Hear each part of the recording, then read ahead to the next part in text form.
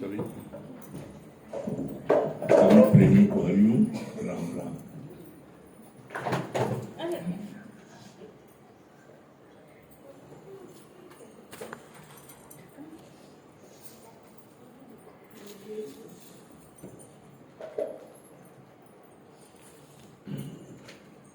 गुरु जी की कृपा से हम लोगों का अष्टावक्र गीता का पहले प्रकरण का 18वां श्लोक चल रहा था, पढ़ा जा रहा था।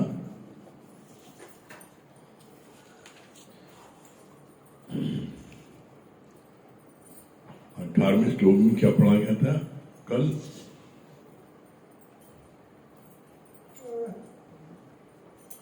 तुम ज्ञान सुनकर बीवी बच्चों को ज्ञान सुनाना चाहते हो, पर वो तुमसे नहीं सुनते, लेकिन गुरु से ज्ञान सुनेंगे। अगर सब ज्ञान सुन लेंगे तो तेरी परीक्षा कौन लेगा? दुनिया के लिए तो बहुत रोए हो, पर परमात्मा के लिए नहीं रोए हो। यहां तक हुआ था कल। इसके आगे आज भगवान क्या बोल रहे हैं?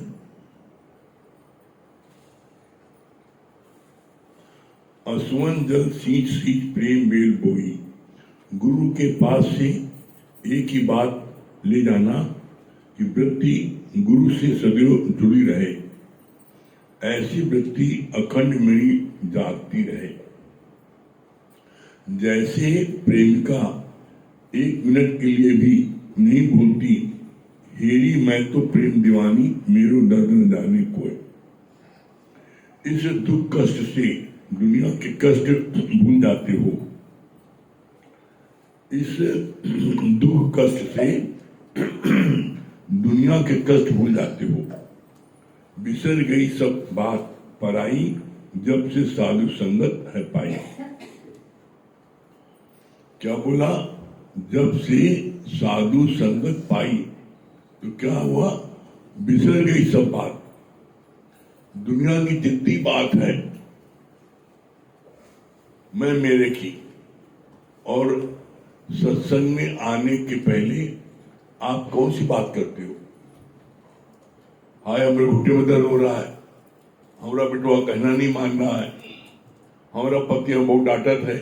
मतलब मैं या मेरे, या अपने शरीर बात करोगे या अपने बारे में बात करोगे? गुरु जी ने क्या बोला? चिंता तेरी तभी मिटेगी जब चिंतन में ले लोगे राम। मतलब क्या? जो तुम रात दिन चिंता करते हो मैं मेरे की, मेरे शरीर में एक कष्ट है, मेरा बेटा ऐसा चल रहा है, ये जो रात दिन जो आप जो दुखी हो रहे हो, मैं मेरे से चिंता कर रहे हो। कल कहाँ खाएंगे, बिटिया जो है 32 साल की हो रही, शादी नहीं हुई, कैसे होगा, क्या होगा, बहुत सी बातें। ये सारी बातें तुम्हारी क्या होगी? गुम हो जाएगी। कब? जब तुम परमात्मा की शरण में, गुरु शरण में आओगे और उनके वचनों को अपने जीवन में लगाओगे। क्या बोला? बिसर गई सब बात पराई। सारी बातें में पराई लगेंगी।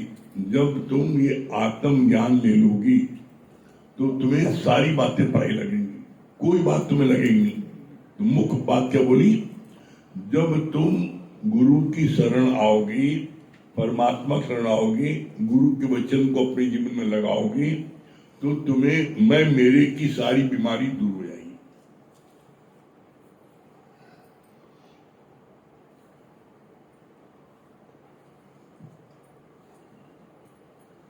ऊपर क्या बोला भगवान ने? बोला जैसे किसी लड़के का किसी लड़की से प्यार हो जाता है, या किसी लड़की का किसी लड़के से प्यार हो जाता है, तो वो दिन भर उसी का चिंतन करती है। लड़की लड़के की चिंतन करती है और लड़का लड़की चिंतन करता है। एक पल भी जब देखो उसी से का चिंतन, उसी बारे में सोचना। तो बोला इसी तरीके से जैसे लड़की लड़के की चिंतन करती है और लड़का लड़की चिंतन करता है, क्या वैसे तुमने कभी गुरु का चिंतन किया? गुरु के वचनों का चिंतन किया? तुम उनका चिंतन करोगे तो क्या होगा, तुम नीचे गिरते जाओगे दुखों के से और तुम भारी होते जाओगे। और जब तुम गुरु की वाणी चिंतन करोगे, परमात्मा का सुमरन करोगे तो तुम हल्के होते जाओगे। जैसे बात चली पहले भी, हल्की चीज को कोई डुबो नहीं पाता। आप गुलाब का फूल ले लो, गुब्बारा ले लो, इसको नदी में डाल दो, समुद्र में डाल दो, और सारा समुद्र मिलके उस गुलाब के फूल को या गुब्बारे को डुबाना चाहे नहीं डुबा सकते। क्यों? हल्का ऊपर आ जाएगा। जो गुब्बारा हल्का ऊपर आ गया, फूल पर आ गया, उसकी जगह एक ईंटा ले लो 100 ग्राम का भी, तो वो पट से नीचे चल जाएगा। तो तुम 100 ग्राम नहीं, तुम तो अपने मन में कितनी बातें रखे हो। फलाने ने ये बोला, फलाने ने कहा, फलाने ने कहा, कितनी बातें। और जरा विचार करो, एक मन में विचार आता है, एक विचार कितना हुआ, एक मन 40 शेर का 37.5 किलो, 2 आ गया 80 शेर, 3 आ गया 120 शेर। अब तुम 120 शेर को सिर्फ लाभ के चल पाओगे? अब देख लो कितना मन में बातें आती हैं। मन में कितनी बातें आती हैं। बेटा जो है 25 साल का हो गया, 28 साल हो गया, कोई नौकरी नहीं मिली, कोई व्यापार नहीं कर पा रहा है। लड़की इतने साल की होगी, शादी नहीं हो रही है, शरीर में एक कष्ट है, पति शराब पीता है। तो कितनी बातें तो अपने मन में रखे हो। इसीलिए बोला जाता है ये संसार क्या है? ये संसार है भव सागर। इसीलिए यहां पर अधिकतर लोग डूब जाते हैं, भव सागर। इसी इतना जब लादे रहते हैं सिर्फ मन में बातें, तो भव सागर में उखेल के डूब जाते हैं। लेकिन जो अपने मन की बात को गुरु से कर लेता है तो हल्का हो जाता है। बताइए, हल्का हो जाता है तो सारा समुद्र मिलकर भी गुलाब के फूल को, गुब्बारे को डुबोना चाहें उन्हें डुबो सकते। और तुम अगर एक बात भी अपने मन में रखे हो तो 40 शेर 37.5 किलो हो गया, तो वो 1 सेकंड में डूब जाएगा। और जब तक ये कंपल्सरी है, जब तक आपके मन में कोई बात रहेगी, तब तक आपका मन अमन नहीं हो सकता। तब तक आपको निर्विचार समाधि नहीं लग सकती, असंभव है। निर्विचार समाधि जिसको बोलते हैं स्थिर मन ब्रह्म, अथिर मन संसार। अगर आपका मन स्थिर है, कोई चीज नहीं सोच रहा है, कोई विचार नहीं कर रहा है, आप ब्रह्म हो, भगवान हो। और यदि कोई विचार आ रहा है बार बार, तो आप संसार में हो, आप जीव हो। ज्ञान क्या है? मैं ब्रह्म हूं, ये ज्ञान है। अज्ञान क्या है? मैं जीव हूं, ये अज्ञान है। तो तुम कहां खड़े हो? अपने देखो। अभी किसी पूछे कहां खड़े हो? अभी चल रहे हैं। तो चलता कौन है रास्ते में? भिखारी। अभी गुरु जी ने तो इससे कड़ा शब्द इस्तेमाल किया है, दादा भगवान ने बहुत कड़ा शब्द इस्तेमाल किया है। क्या बोला है? बोला है आइदर यू आर गॉड और यू आर डॉग। अब बताओ तुम कौन हो? बोलो।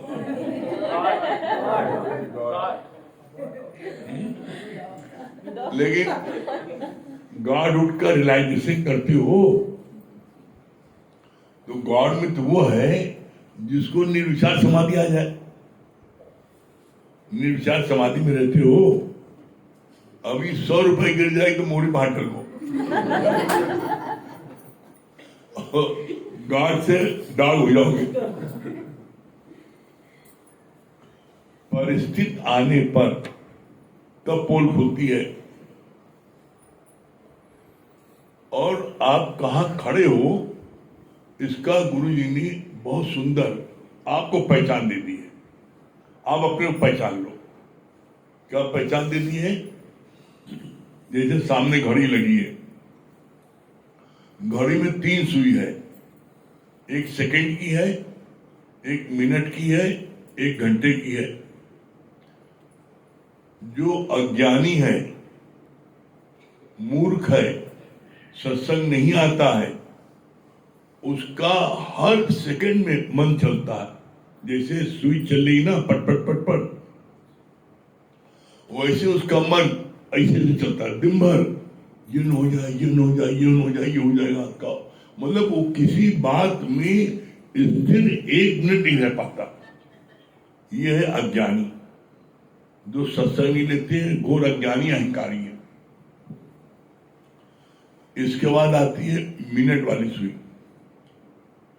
जो जिज्ञासु हैं, जो सत्संग आ गए हैं, गुरु के ज्ञान को सुनने लगे हैं, तो उनकी सुई क्या है? सेकंड से मिनट होगी। अब सेकंड की क्या है? सेकंड की सुई जब 60 बार घूम जाती है तब 1 बार मिनट की सुई घूमती है।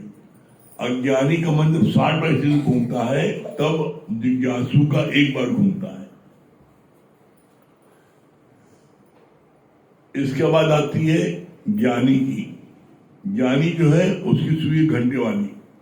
जब 60 बार मिनट की सुई घूमती है तब 1 बार 1 घंटे की सुई घूमती है।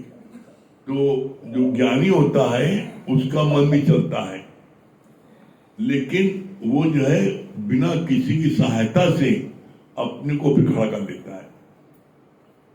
और जो ब्रह्म ज्ञानी होता है उसकी सुई सब बंद, पट, उसका कोई मन ही नहीं चलता। क्यों? क्योंकि वो जानता है जो दिखे सब चलनहार। जो दिख रहा सब जाना, तो किसके लिए रोए हम? जो दिख रहा है कुछ रहने वाला नहीं है, तो हम किसके लिए दुखी हो? इसलिए वो किसी के लिए न दुखी होता है न किसी के लिए सुखी होता है। वो हमेशा एक रह सकता है। इसको गुरुजी ने और क्लियर किया। सुई से नहीं समझ पा रहे कुछ, तो और क्लियर किया। दूसरे बोला 4 प्रकार के व्यक्ति हैं। जो अज्ञानी है, मूढ़ है, उन्हें कोई शब्द बोल दो, अगर उनको तुमने बोल दिया हरामी, तो हम सत्संग सुना, हरामी बोली नहीं, आवाज का शकल न दिख पे। अब वो क्या है? वो जिंदगी भर सत्संग नहीं आएंगे। क्यों? उनके हृदय में क्या हुआ? एक लकीर खिंच गई। कैसी लकीर खिंच गई? जैसे पत्थर में सूरज लकीर खींच दो। किसी पत्थर में सूरज लकीर खींच दो तो लकीर कभी मिट नहीं सकती। वो अज्ञानी है। दूसरे हैं जिज्ञासु। जो जिज्ञासु होते हैं वो क्या है? वो जैसे बालू लकीर खींचो तो बालू लकीर खींच जाती है, लेकिन जब उसको कोई व्यक्ति आगे मिटाता है, हाथ पैर से मिट जाती है। किसी ने कहा, जब हरामी बोला तो भागा का आज से कभी शकल नहीं देखेंगे, जिंदगी में सत्संग नहीं आएंगे। जो जिज्ञासु है वो इंक्वायरी करता है, पूछता है कि ये बात हमको बोली, ऐसी बात क्यों बोली। तो जो चढ़ा हुआ है, ज्ञानी है, वो समझाता है उसको। कहा एकदम सही बात बोली गुरुजी ने। क्या बोला है? हरामी। तो उसको संधि विच्छेद करो। हरि में आराम है, तो क्या गलत बोला? और ये बाप रे, ये बोला रहा, हम तो सोचा हमें गाली बक्की ने। तो उसकी बालू की लकीर मिट गई। कोई बात समझ में नहीं आती, गलत लगती, पूछो। तो जब उसने ज्ञानी से पूछा तो उसने बताया हरामी का अर्थ क्या है? हरि में आराम। फिर तीसरा है ज्ञानी। ज्ञानी क्या होता है?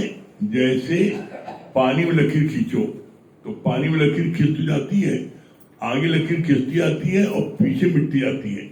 आप आगे खींचो खींचती जाएगी, लेकिन पीछे जो है मिटती जाती है। मतलब क्या, ज्ञानी को किसी की सहायता की आवश्यकता नहीं पड़ती। वो कोई बात, जैसी कोई बात हुई, किसी ने उसको बोला तो जैसे बत्ती जाने पर इन्वर्टर इमीडिएट ऑन हो जाता है, क्लिक होता बस, उसी तरीके से ज्ञानी के मन में क्लिक होता है। इसने बोला, अरे गुरु ने पहले कहा था को काऊ का नाही प्रीतम जान लो मन माही, तो तुरंत उसकी वो मिट गई। और चौथे होते हैं ब्रह्मज्ञानी। ब्रह्मज्ञानी को कोई बात छू नहीं पाती। कैसे नहीं छू पाती? जैसे आप पानी में लकड़ी खींच जाती है, बालू में लकड़ी खींच जाती है, आप पत्थर लकीर खींचते हो खींच जाती है, कभी नहीं मिटती। ब्रह्मज्ञानी की लकीर कैसे हवा में, अब हवा में लकीर क्यों खींचो, कोई लकीर खींच रही नहीं। तो ब्रह्मज्ञानी हमेशा इतना हल्का रहता है कि वो हर समय अपने प्रभु से जुड़ा रहता है, जिसके कारण से बोलते हैं तुम कौन? आत्मा हो। आत्मा की तुलना किससे की जाती है? आकाश से। नथिंग कैन टच स्काई, आकाश को कोई चीज नहीं छू सकती। इसी तरीके से जब आप भी, कोई मन में विचार नहीं आएगा, सब तत्व हल्के हो गए, तो आप भी हल्के होकर के रहोगे और कोई दुनिया की कोई बात आपको छू नहीं पाएगी और हमेशा आप प्रसन्नचित्त रहोगे। ज्ञान सुनने के बाद अगर आप प्रसन्नचित्त नहीं रहते हो, इसके मतलब ज्ञान को आपने ठीक से नहीं सुना। मन मना भाव के आप ज्ञान सुनोगे, गारंटी है कि आपके जीवन में परिवर्तन आएगा। और यहां कोई एक व्यक्ति ऐसा नहीं बैठा है जिसने मात्र सिर्फ 8 दिन सत्संग सुना हो और उसके क्रोध में कमी ना गई हो। अब बताओ, क्रोध में कमी आई नहीं? पहले तो फैटम फैट मार रहे।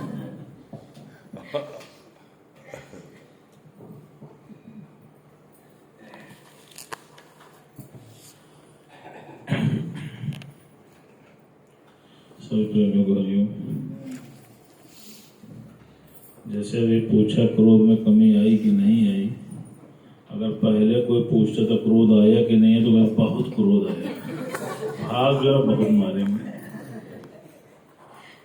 देखिए, वाकई कुछ भी ना करिए, लेकिन सिर्फ सत्संग में आके बैठते रहिए, कैसे सब विकार खुद ब खुद आपसे दूर भाग जाएंगे, आपको पता भी नहीं चलेगा।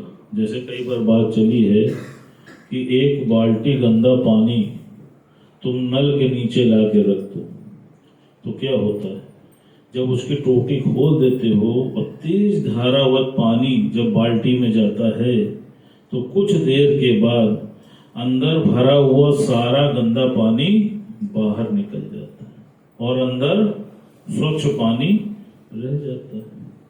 कहाँ ठीक इसी प्रकार तुम रेगुलर सत्संग आते रहो, मन बना भाव से ज्ञान को सुनते रहो। तुम देख लेना, एक दिन ऐसा होगा कि कैसे सारे विषय और विकार तुम्हारे अंदर से स्वतः समाप्त हो जाएंगे, तुमको पता भी नहीं चलेगा। और उससे मजेदार बात यह है कि आप देखो कि अगर तुम जिज्ञासु की भी अवस्था में आ जाते हो, तो भी तुम देखो तुमको कितना बड़ा फायदा होता है। जैसे एक बार एक राजा को कोढ़ की बीमारी हो गई और उसकी बीमारी ठीक ना हो। अब राजा बहुत परेशान, सारे वैद्यों को बुलाया गया, देखो भाई इलाज करो। सब ने इलाज किया, लेकिन कोई भी वैद्य राजा को ठीक नहीं कर पाया। एक वैद्य ने बोला कि महाराज, एक वैद्य दूर गांव में रहता है और बड़ा बूढ़ा है, एक बार उसकी भी सलाह ले लीजिए। कहा ठीक है, बुलाओ। जब वैद्य आया और उसने राजा की नाड़ी को देखा, तो देखने के बाद बोला कि महाराज, सिर्फ और सिर्फ एक उपाय है जिससे आप ठीक हो सकते हैं, लेकिन है बड़ा कठिन। कहा बताओ। कहा महाराज मानसरोवर में जो हंस होते हैं, अगर उनका पित्त कोई आपको ला के दे और उस पित्त को इस कोड़ पे लगा दें तो आपकी ये बीमारी दूर हो सकती, लेकिन है बहुत कठिन। अब मरता क्या ना करता, जिसको देखो कोई बीमारी तुम्हारे शरीर के किसी अंग में हो जाए, देखो कैसे छटपटाते हो, क्या क्या जतन कर जाते हो। आप कभी आजमा के देखना, जब तक दूर नहीं हो जाती पुरुषार्थ करते रहते हो। कहा इसी प्रकार राजा के मन में भी था, उसने सैनिकों को मानसरोवर भेजा। अब जब सैनिक मानसरोवर पहुंचे और उन्होंने वहां पर हंसों को देखा तो वो उनको पकड़ने के उद्देश्य से उनके पास पहुंचे। जैसे ही हंस के पास पहुंचते थे वो हंस उड़ जाते थे। ये प्रक्रिया बारंबार चलती रही और वो हंस को पकड़ नहीं पाए। कुछ देर के बाद सैनिकों को युक्ति सूझी कि क्या करें, लेके तो जाना है पित्त। उन्होंने क्या किया, उन्होंने संत का चोला पहन लिया और संत का चोला पहनकर अब की बार जब हंस के पास पहुंचे तो हंस नहीं उड़ा। क्यों? क्योंकि उसके मन में भाव आया कि ये तो संत है, इससे मुझको क्या खतरा है, इससे तो मुझे कोई डर है ही नहीं। क्यों? क्योंकि ये मुझे कोई भी नुकसान नहीं पहुंचा सकता। परिणाम क्या हुआ, उन्होंने हंसों को पकड़ लिया और पकड़ने के बाद जब वो राजा के पास लेके पहुंचे तो राजा बड़ा खुश हुआ और उन्होंने सारा वृतांत राजा को बताया कि महाराज अगर हम संत का चोला ना पहनते तो ये हंस हमारी पकड़ में ना आते, अर्थात इनका पित्त भी आप ना पाते। जब राजा ने ये सारा वृतांत सुना तो उसके मन में भय आया भगवान के प्रति कि ये तो इन्होंने अधर्म का कार्य किया। क्यों? क्योंकि ये तो हंसों के साथ छल हो गया और इसका दोषी मैं कह रहा हूं। उसने क्या किया, उसने कहा कि इन हंसों को छोड़ दिया जाए। अब चूंकि राजा का आदेश था, छोड़ दिया गया।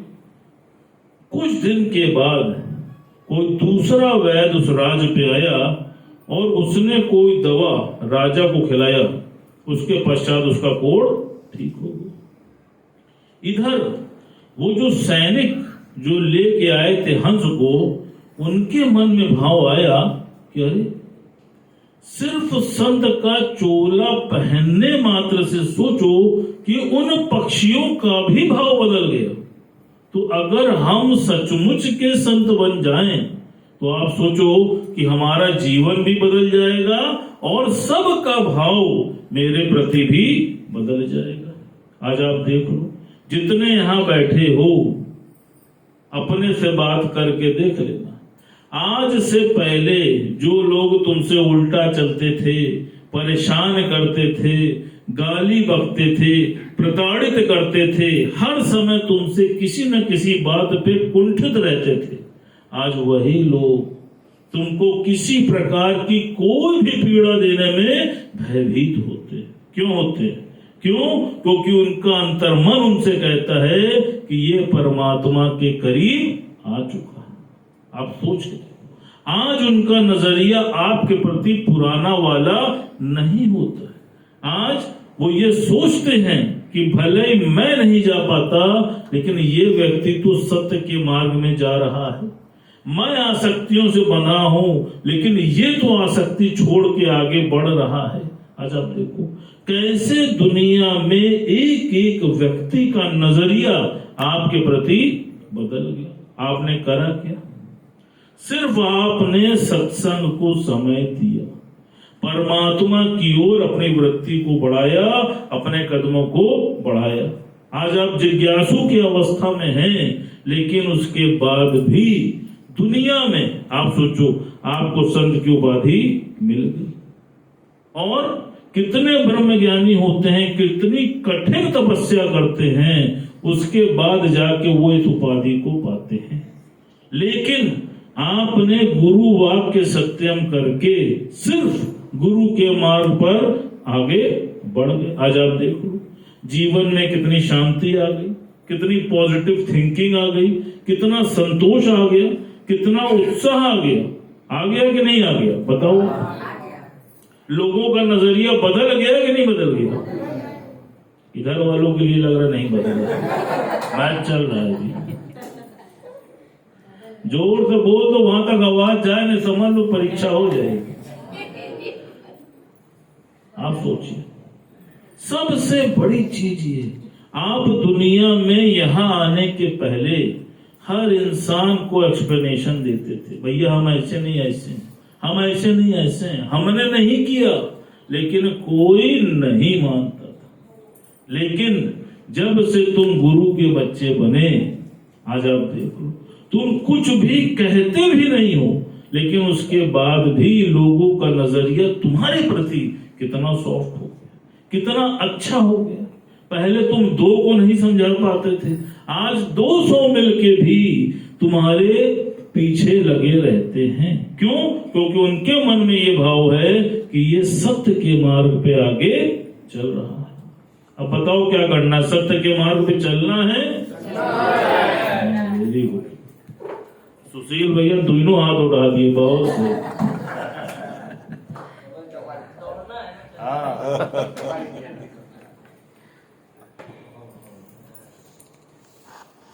सभी प्रेमी को हरिओम, राम राम।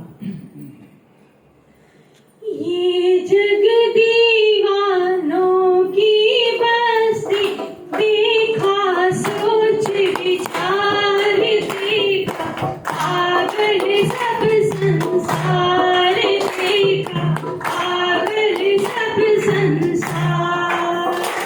ये जग दीवानों की बस्ती, देखा सोच विचार देखा, पागल सब संसार देखा, पागल सब संसार।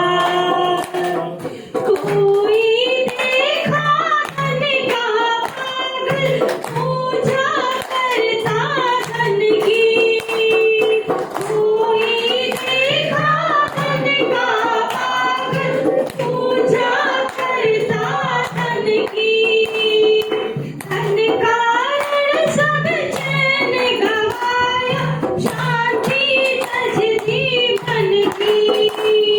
धन कारण सब चैन गवाया, शांति तजदी मन की। सुनोती शांति तजदी मन की।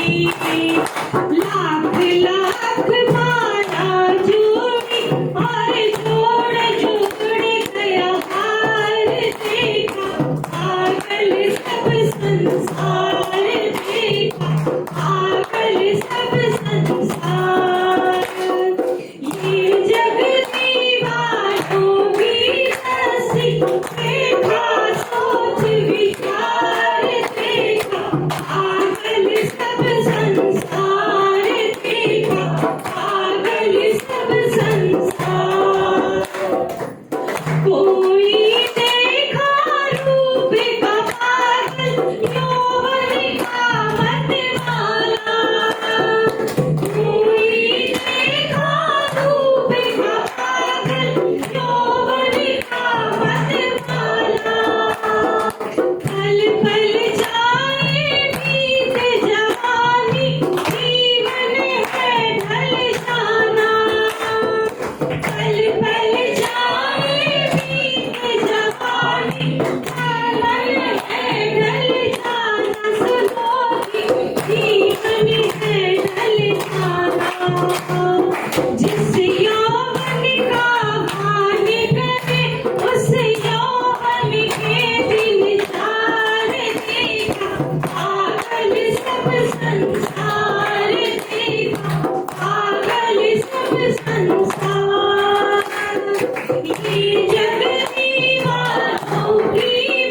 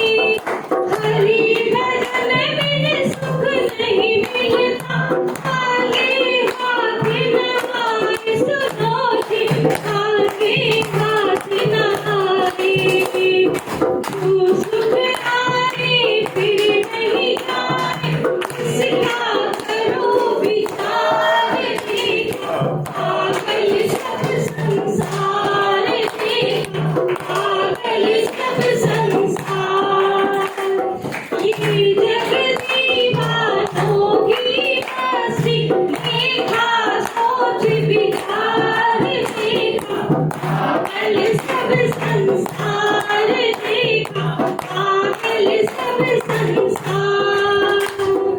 हरि भक्त भी पागल देखे, गोविंद के मत वाले। हरि भक्त भी पागल देखे, गोविंद के मत वाले। पिए बिलाए प्रेम का प्याला, बैठे जगत निसारे। पिए बिलाए प्रेम का प्याला, बैठे जगत निसारे। सुनो जी बैठे जगत निसारे।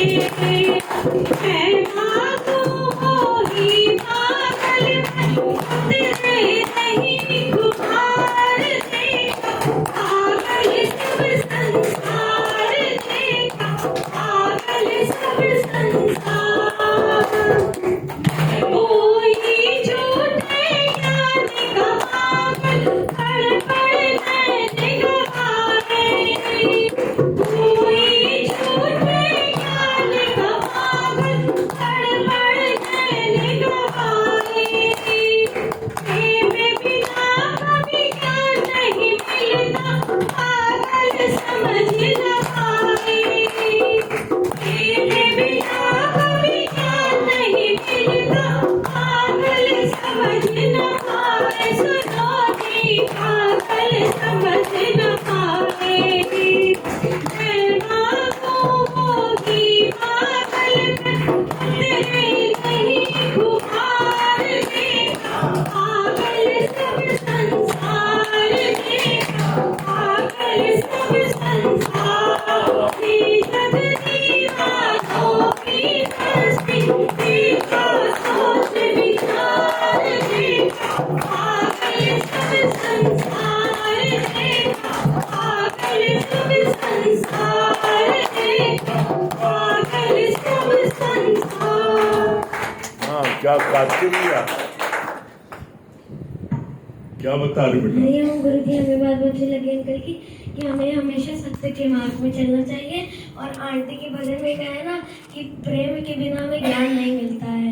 ये बात बहुत अच्छी है। आपको दुनिया वाले धक्के मार के गंदा गंदा बोलते हैं, अगर हम सत्संग में आते तो हमें खुशी मिलती है, अच्छा अच्छा बोलते हैं। बहुत बढ़िया। लगी भैया अचानक ही जब संत का चोला पहन लिया तब उसको जो है इतना हो गया, जब संत बन जाएगा तब उसको कितना आनंद मिलेगा। तो ऐसे हम भी जो है ये ज्ञान सुनने से रोज रोज रोज रोज, जैसे गुरु जी ने कहा ना कि सिर्फ 8 दिन जो सुन ले उसके जीवन में जब परिवर्तन हो जाता है, तो हम लोग तो रोज सुनते हैं तो कितना परिवर्तन, ये चीज फील भी होता है कि आज गुरु के मतलब बदौलत आज गुरु जी ने क्या जीवन बना दिया है, कि लगता है फील होता है सच में जितना गुरु जी के शुक्राने का है उतना कम है। बताया ना कि जैसे आपने बताया ना कि जैसे संत का चोला जैसे उसने पहना था, कैसे उसके जो है वो विश्वास कर लिए वो लोग, तो वही तरह आज हम सब भी संत का चोला तो नहीं पहनते लेकिन अंदर से संत हो गए हैं। ये बात बहुत अच्छी लगी गुरु जी की जब तक हमारे मन में कोई बात रहेगी तब तक हमारा मन अमर नहीं होगा। जैसे कहा कि थिर मन ब्रह्म अथिर मन संसार, ये बात बहुत अच्छी है। हाँ, रूबी अरे गुरु जी मैं अभी जैसे आपने बताया ना हरामी जिसको बोल तो छोड़ के भाग जाएगा, लेकिन उसका अर्थ नहीं समझ, लेकिन आपने कितना बढ़िया समझाया। हरि की शरण में आराम ही आराम है। चित्रा ये बोली थी, बहुत अच्छा आपने बताया ना कि जैसे एक लड़की लड़के से प्रेम होता है, क्या इसी तरह तुमको गुरु से प्रेम है जैसे उनको एक दूसरे के लिए तड़प होता है। क्या गुरु से उतनी तड़प है? जिस दिन इतनी तड़प हो जाएगी उस दिन परमात्मा मिल जाएगी। भैया की बात बहुत अच्छी लगी ना कि संत का चोला पहन कर जब वो पकड़ा तो वो दरबार में जब बताया तो सोचा कि अरे इसको छल से पकड़ा गया, कैसे उन्होंने उसका वो नहीं लिया और उसको छोड़ दिया, आजाद कर दिया।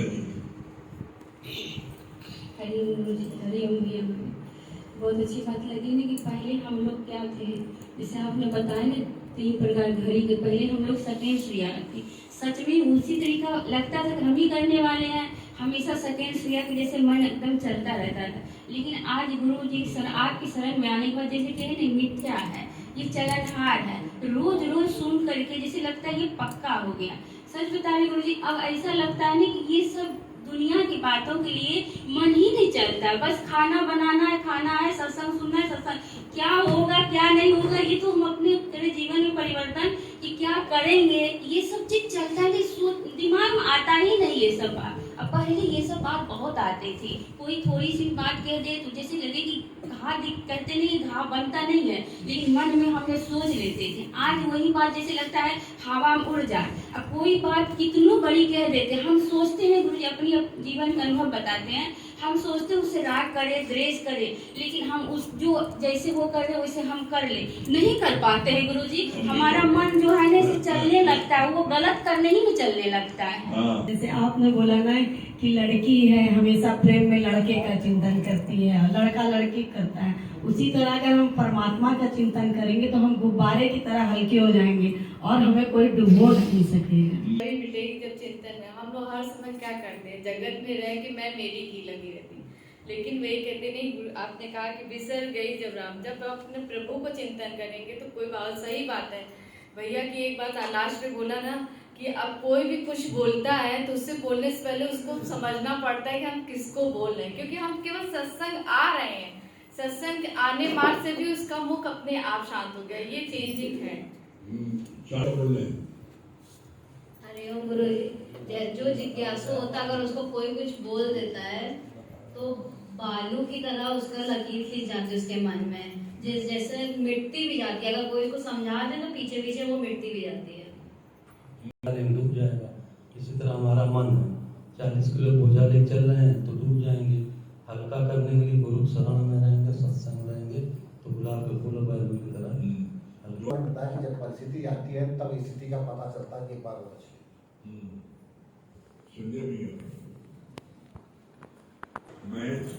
बहुत अच्छा बात लगी कि मतलब सत्संग में तो हम आ रहे हैं तो हमारा भाव बदला है, लेकिन जो हमको जानने वाले समझने वाले उनका भी भाव बदला है।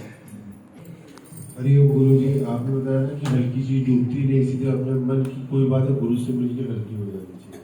माननीय हरिओम गुरु जी, आपने 4 प्रकार के स्थिति बताया है। पहला बताया कि पत्थर की लकीर, किसी ने कोई बात बोल दी है, जैसे तो आपने उसको स्क्रीन किया हरी मेरा, तो क्योंकि अज्ञानी रहता है उसको तो बिल्कुल वो बुरा मान जाता है, कई सालों तक 2-4 पल। दूसरा बताया कि कहते हैं बालू की लकीर, बालू की लकीर की स्थिति में जब पानी का झोंका आता है वो लकीर भी मिट जाती है, ज्ञानी ये ज्ञानी की लकीर। और फिर तीसरा बताया आपने जो है पानी की लकीर, जो है ज्ञानी की और अच्छी स्थिति होती है पानी की, जो पानी में कोई लकीर थी तो थोड़ी देर बाद मिट जाती है, लेकिन जो ब्रह्म ज्ञानी की स्थिति होती है वो हवा की लकीर, हवा में कोई लकीर पूछे तो नहीं खींचती है। Thank you. हरिओम गुरु जी, सतवार बहुत अच्छी बात आपने बताया ना कि हम चिंतन किसका करते हैं, तो पैर में दर्द है, आज दुकानदारी सन्नाटा है, मगर इन सब से मुक्ति होने की जब हम आपके शरण में आते हैं तो इन सब से प्लान हो जाते हैं कि सब चलता रहेगा। माला नहर इंग्लैंड। हरिओम गुरु जी। हरिओम, क्या बोलिए डॉक्टर शांति? हरिओम विश्वास जी, हरिओम अमित भैया। गुरु जी आपने बहुत अच्छा बताया कि अगर हमारा मन तो हम फिल्म है और ये संसार बहुत सागर है, ये तो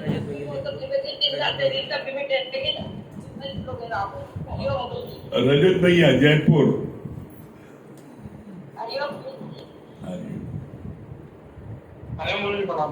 क्या बोले रजत भैया? माया का समुद्र कितना भी गहरा हो, कितना में गुब्बारे की तरह रहता है, ताकि कोई बार में प्रभावित न हो। और दूसरा को भी बहुत अच्छा पॉइंट लगा कि निर्विशेष समाप्ति में आरती मंडल दिल्ली। हरिओम गुरु जी, हरिओम अंकल जी, हरिओम आंटी जी। अमन भैया क्या बोल रहे हैं? जी गुरु जी, मुझे ये बात बहुत अच्छी लगी कि सत्संग सुनते सुनते हमारी मनोदशा में परिवर्तन आ जाता है और हमें कोई भी चिंता कोई भी चीज नहीं भाती। ये बात बहुत अच्छी लगी। बिट्टू रानी।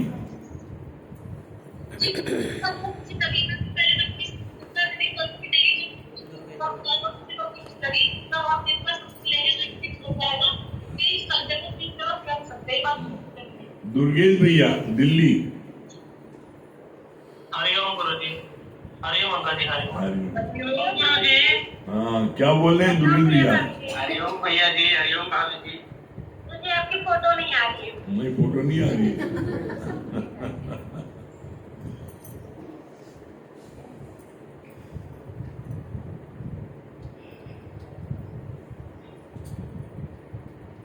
हरिओम गुरु जी। हरिओम। हरिओम भैया जी, हरिओम भाभी जी। बहुत अच्छी बात लगी आपने बताया ना, जैसे कि संसार में 4 प्रकार के आदमी होते हैं, बताया आपने, अज्ञानी, जिज्ञासु, ज्ञानी और ब्रह्मज्ञानी। तो आपने सबको बताया भी, तो सही में हमारी भी यही होनी चाहिए कि हम भी वो हवा में लकीर वाली स्थिति पे आए, मंजिल वही होनी चाहिए।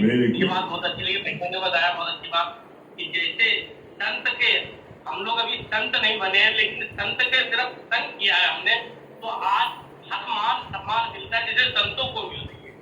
अगर संत बन जाएंगे तो पता नहीं क्या हो जाएगा। ये बात बहुत अच्छी लगी। हाँ, पूजा जी क्या बोली है?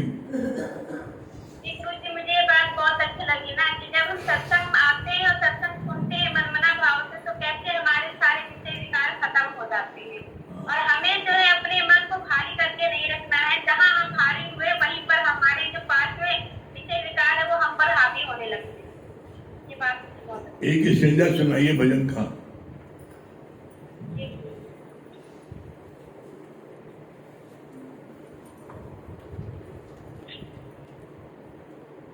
हमें गुरुदेव तेरा सहारा न मिलता, ये जीवन हमारा दोबारा न मिलता। हमें गुरुदेव तेरा सहारा न मिलता, ये जीवन हमारा दोबारा न मिलता। स्वार्थों की प्रेरणा मध्यम हुई थी, जीने की आशा धूमिल हुई थी। स्वार्थों की प्रेरणा मध्यम हुई थी, जीने की आशा धूमिल हुई थी। तेरे नाम का जो सहारा न मिलता, तेरे नाम का जो सहारा न मिलता, ये जीवन हमारा दोबारा न मिलता, ये जीवन हमारा दोबारा न मिलता। बहुत बढ़िया, वेरी गुड। हरिओम। चलिए ओम को जाप कर लें।